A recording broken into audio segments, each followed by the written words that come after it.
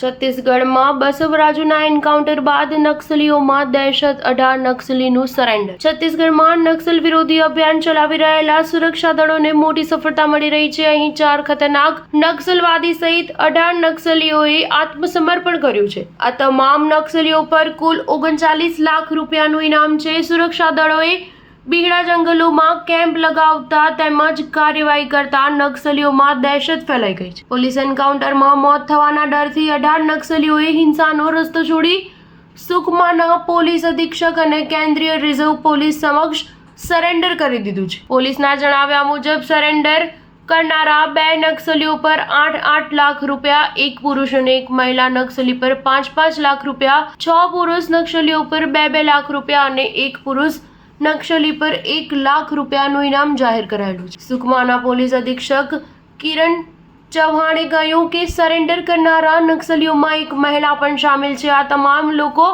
નક્સલી સંગઠન છોડીને સમાજની મુખ્યધારામાં જોડાવા માટે સરેન્ડર કરી દીધું. તેઓએ પોલીસ, CRPF, કોબરા બટાલિયન સમક્ષ હથિયારો વગેરે સરેન્ડર કરી દીધું છે. આ તમામ લોકોને છત્તીસગઢ સરકારની પુનર્વસન નીતિનો લાભ અપાવવામાં આવશે.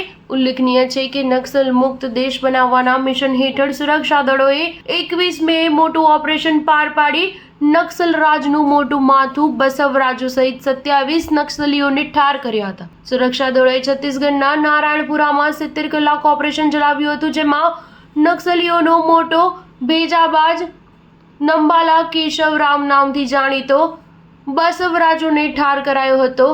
એમટેક ડિગ્રી ધરાવતો બસવરાજુ નક્સલીઓનો સૌથી મહત્વનો કમાન્ડર અને સૌથી મોટો માસ્ટર માઇન્ડ હતો. તેના મોતથી નક્સલ રાજના જડમૂળ પર મોટો પ્રહાર થયો છે અને નક્સલી સંગઠનોમાં દહેશત ફેલાઈ ગઈ છે. સ્ટાર ન્યૂઝ 7 હંમેશા સચ્ચાઈની સાથે.